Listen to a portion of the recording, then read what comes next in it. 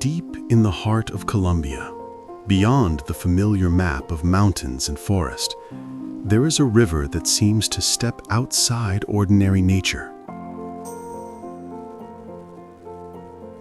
For a brief season, Caño Cristales begins to glow. Red spreads through the current.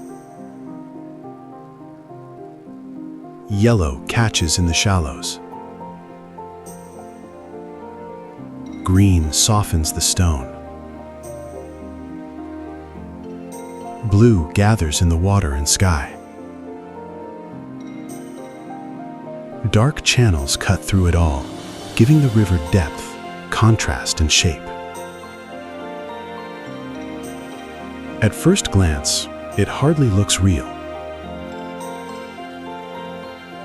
But this is no illusion. Here, in the Serranía de la Macarena, ancient rock, clear water, tropical light, and living aquatic plants come together in one of the rarest displays on Earth. Caño Cristales does not overwhelm by size. It does not thunder or crash or force itself upon the landscape. Its power is quieter than that. It lives in detail, in clarity, in the way color appears beneath moving water, then shifts and breaks apart with the current.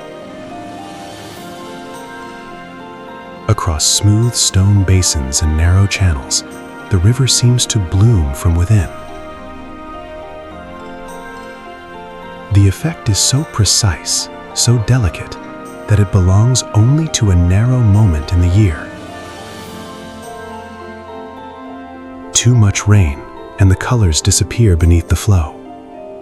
Too little, and the river loses its living brilliance. Only when water, sunlight, temperature, and growth fall into balance does this landscape reveal its full character. That fragility is part of its beauty. Nothing here feels accidental. The rock beneath the river is ancient, shaped across immense spans of time. Quartzite and sandstone hold the channel in long, smooth surfaces, shallow pools, and sculpted depressions that guide the water gently across the plateau. The river does not fight this stone. It moves over it, around it, and through it, tracing forms that have waited here for ages. And in these clear currents, life takes hold. Much of the red that defines Caño Cristales comes from Macarenia clavigera, an aquatic plant rooted to the riverbed, moving softly beneath the surface. When conditions are right, it transforms the water into something almost painterly.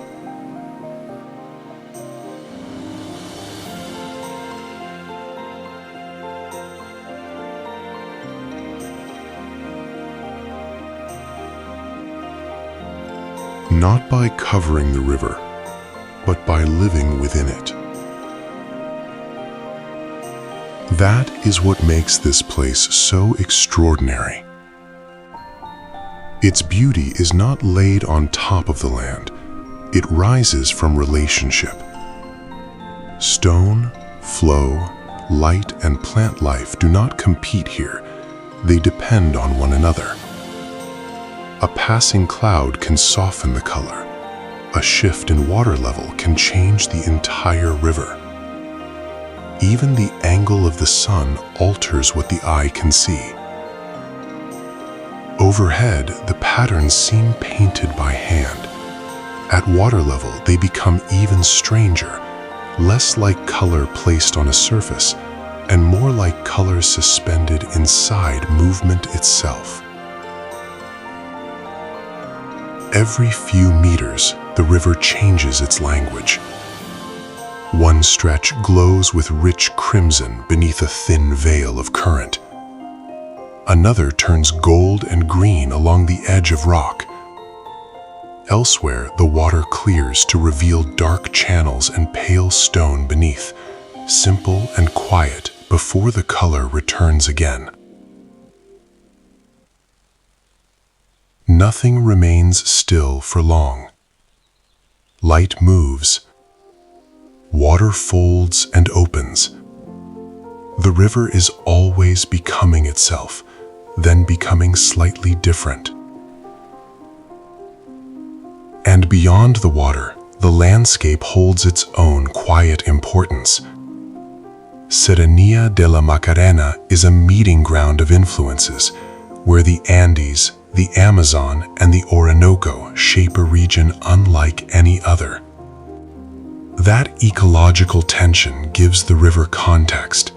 This is not an isolated miracle. It belongs to a larger living system, one of transition, adaptation, and unusual balance. That balance is fragile. Caño Cristales appears abundant, but its brilliance depends on restraint. It can only exist as it does because the conditions remain precise, and because the place has been allowed, in important ways, to remain itself. Protection here matters. Controlled access matters. Distance matters.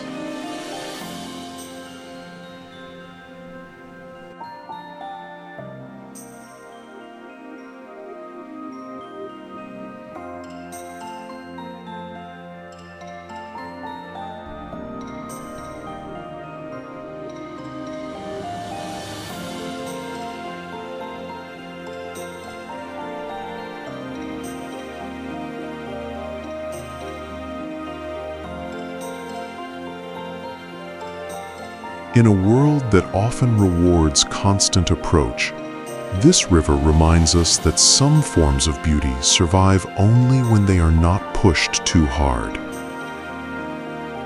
Perhaps that is why Caño Cristales stays with people, not simply because it is colorful, not simply because it looks unreal, but because it reveals something deeper about the natural world.